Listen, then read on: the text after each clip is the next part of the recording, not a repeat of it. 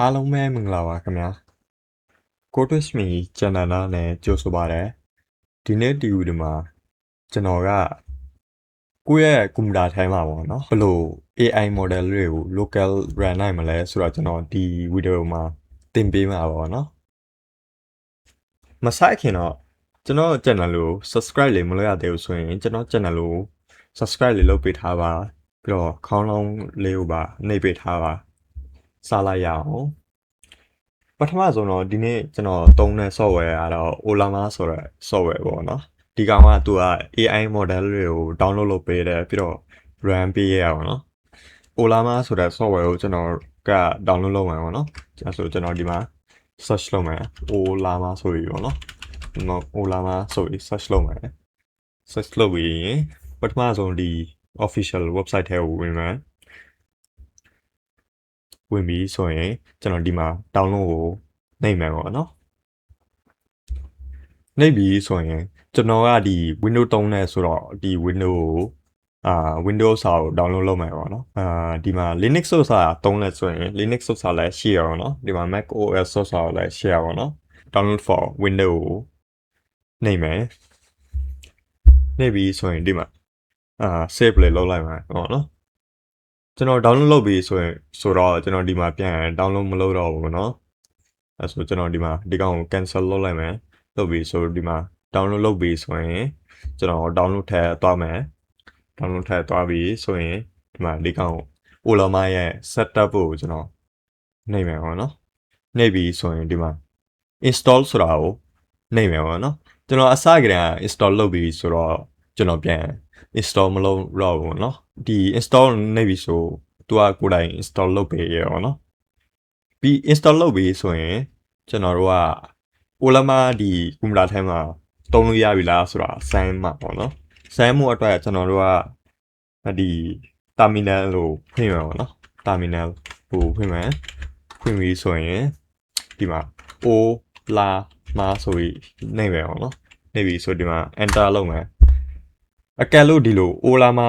version သူကပြပြီဆိုဒီကွန်ပျူတာထဲမှာ Ollama သုံးလို့ရပြီပေါ့နော် Ollama မသုံးခင်တော့အရင်ဆုံးတော့ကျွန်တော်တို့ကကိုယ့်ရဲ့ laptop မဟုတ်လိုက်ကိုယ့်ရဲ့ကွန်ပျူတာထဲမှာဒီဘယ် AI model ကကိုယ့်ရဲ့ကွန်ပျူတာထဲမှာသုံးလို့ရတယ်ဆိုတာအရင်ဆုံးအဲ့ model ကိုရှာရမှာပေါ့နော်ရှာမှုအတွက်ကြတော့ကျွန်တော်ဒီမှာတစ်ခု website သုံးတာပေါ့နော်ဒီ website ကဘာလုပ်လဲဆိုတော့သူက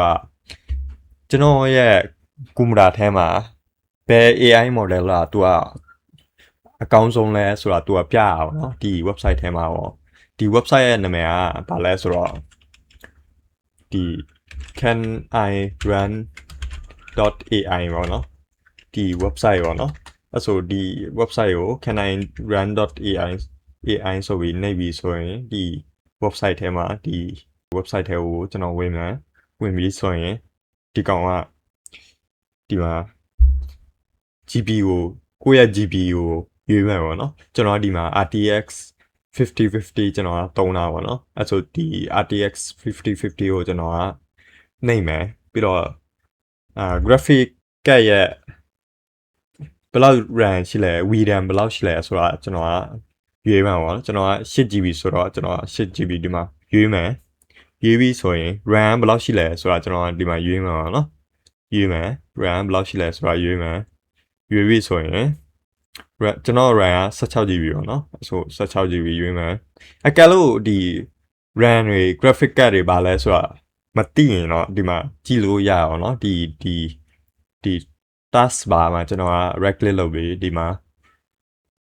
task manager ထဲမှာဝင်မယ်ဝင်ပြီးဆိုရင်ဒီမှာ performance ကိုတွားမယ်တွားပြီးဒီမှာကြည့်လို့ရအောင်เนาะ memory ကဘယ်လောက်လဲဆိုတာသူကပြတယ်ပေါ့နော်ကျွန်တော်ဒီမှာ memory ကဒီမှာ 16GB ပေါ့နော် 16GB ဒီမှာသူကပြမှာပြီးတော့GPU ကဘယ်လောက်လဲဆိုတာဒီမှာပြမှာပေါ့နော်ဒီမှာ GPU က5050ပေါ့နော် RTX 5050ပြီးတော့ RAM ဘယ်လောက်ရှိလဲဆိုတာဒီမှာသူကပြပါပေါ့နော်ဒီမှာ 8GB RAM ပေါ့နော် VRAM ပေါ့နော်အဲ့ဆိုဒီကကြည့်လိုက်ရပါလားပြီးတော့ရွေးပြီးဆို तू ကဒီမှာतू က model တွေကို သူကပြမှာပေါ့နော်ဘယ် model ကတင်းရဲ့ကွန်ပျူတာအတွက်အကောင်းဆုံးလဲဆိုတာသူကပြတယ်ပေါ့နော်ဒီ model ကသူက coding အတွက်ပေါ့နော်ဒီ model ကသူက coding အတွက်အကောင်းဆုံးပေါ့နော်ဒီ model ကသူကimage generate လုပ်မှုအတွက်အကောင်းဆုံးပေါ့နော်ဒီ model ကဒီ3ခု model ပေါ့နော်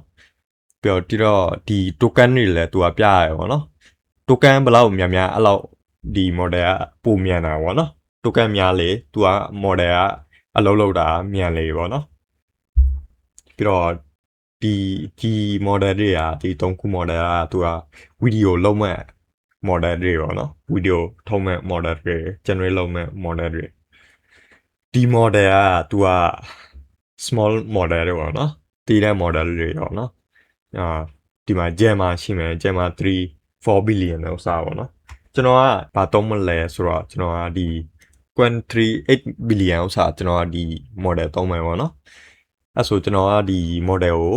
Olama ရဲ့ခဏရဲ့ကျွန်တော်တို့ Olama download လုပ်တဲ့ website ထဲကိုပြန်သွားမယ်ပေါ့နော်ကျွန်တော်လို add model ကဒီ Quant 8 billion လောက်စားပေါ့နော်အဲ့ဆိုဒီမှာဒီOlama ရဲ့ website ထဲသွားပြီးကျွန်တော်ကပြန်ဒီဟို models တွေကိုထဲဝင်မယ်ဝင်ပြီးဆိုရင်ကျွန်တော်က model ကို search model ကိုရှာမှာပေါ့နော်အဲ့ဆိုကျွန်တော်လိုအပ်တဲ့ model ကဘာလဲဆိုတော့ Quant ပေါ့နော် Quant 3ပေါ့နော်အဲ့ဆိုကျွန်တော်ဒီမှာ Quant 3လို့ search လုပ်ပြီးကျွန်တော်လိုအပ်တဲ့ Quant 3ရောက်စာကိုနှိပ်မယ်နှိပ်ပြီးဆိုရင်ဒီမှာကျွန်တော်လိုအပ်တဲ့ billion ပါ billion ဆိုတော့8 billion ပေါ့နော်အဲ့ဆိုကျွန်တော်ကဒီမှာ8 billion ကိုရွေးမယ်ရွေးပြီးဆိုဒီမှာ copy ဒီဟာကိုနှိပ်မယ် copy လေးနှိပ်မယ်ပြီးတော့ तू ကဒီမှာ size ဘယ်လောက်လဲဆိုတာဒီကောင်ဘယ်လောက် size ရှိလဲဆိုတာ तू ကပြတယ်အောင်နော်ဒီ context က तू ကဒီ AI ကဘယ်လောက် K အထိ तू ကmemory ကိုမှာ save conversation ရဲ့ memory save လုပ်နိုင်လဲဆိုတော့ तू ကပြတာပေါ့နော်ဒီ token ပေါ့နော် context ပေါ့နော်ပြီးတော့ဒီကောင်ကဘာ support လုပ်လဲဆိုတော့ဒီကောင်က text support လုပ်တာပေါ့နော် text ပဲထည့်လို့ရတယ်ပုံနေပါတယ်သူကsupport မလုပ်ဘူးเนาะပုံနေပါတယ်သူကရေးတာပဲ support လုပ်အောင်เนาะအဲ့ဆိုကျွန်တော်ဒီ model ကို download လုပ်မယ်ဆိုရင်ကျွန်တော်ဒီ model ကို copy လုပ်မယ် copy လုပ်ပြီဆိုရင်ကျွန်တော်ပြန် terminal ထဲကိုပြန်တောင်းမှာပေါ့เนาะ terminal မှာပြန်တောင်းမယ် terminal ကိုဖွင့်မယ်ဖွင့်ပြီဆိုရင်ဖွင့်ပြီဆိုရင်ကျွန်တော်ဒီမှာဘာရေးမလဲဆိုတော့ Olama brand ပေါ့နော် brand ပြီးတော့ခဏကျွန်တော် copy လုပ်ထားတဲ့ဥစ္စာကို paste လုပ်လိုက်မယ်ဒီလို paste လုပ်လိုက်ပြီဆိုရင်ပြီးတော့ကျွန်တော်ဒီမှာ enter လုပ်လိုက်မယ်ပေါ့နော် enter လုပ်လိုက်မယ်လုပ်ပြီးဆိုရင်ဒီကောင် Olama ကဘာလုပ်မှာလဲဆိုတော့ तू က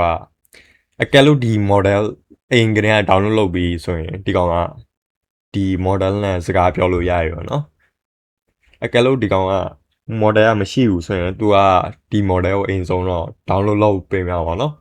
download လုပ်ပေးပါကျွန်တော်က download လုပ်ပြီးဆိုရင်တော့ကျွန်တော်ဒီမှာAI နဲ့စကားပြောလို့ရပြီပေါ့နော်ဥပမာကျွန်တော်ဒီမှာ hi ဆိုပြီးကျွန်တော်ပို့လိုက်မယ်ပို့လိုက်ပြီဆိုဒီမှာ AI ကပြန်ပြောလိုက်ပြီပေါ့နော် terminal မှာဒီလို terminal မှာစကားမပြောရှင်ဘူးဆိုရင်သူ့ရဲ့ application software ထဲမှာလည်းအဲ့လိုပြောလို့ရပါတယ်ဗျာဒီ Olama ဆိုတဲ့ software ထဲကျွန်တော်ဝင်မယ်ဝင်ပြီးဆိုရင်ကျွန်တော်ဖွင့်လိုက်မယ်နော်ဖွင့်ပြီးဆိုရင်ဒီမှာကျွန်တော်တို့ download လုပ်ထားတဲ့model တွေဒီမှာပြတာပေါ့နော်ကျွန်တော်ခဏဒီ Quant 8 billion ဥစားကျွန်တော် download လုပ်ထားဆိုတော့ဒီမှာဒီကောင်ကိုရွေးမယ်ရွေးပြီးရင်ကျွန်တော်ဒီမှာစကားပြောလို့ရရမယ်နော်အဲ့ဆိုဥပမာကျွန်တော်ပြန် hey ဆိုပြီးကျွန်တော်ဒီမှာပြောလိုက်ရနော်ဒီမှာ AI ကသူကပြန်ဖြေလာမှာပေါ့နော်အဲ့လိုဒီ Olama နဲ့တုံးပြီးပေါ့နော်ကိုယ့်ရဲ့ကွန်ပျူတာထဲမှာ locally AI တွေကိုကျွန်တော်တို့ကသုံးနိုင်ပါတယ်အကယ်လို့ဒီဗီဒီယိုကြိုက်ရင်ကျွန်တော်ဗီဒီယိုကို like လေးလုပ်ပေးထားပါ channel ကို subscribe လေးမလုပ်ရသေးဘူးဆိုရင် channel ကိုပါ subscribe လေးလုပ်ပေးထားပါကျေးဇူးတင်ပါတယ်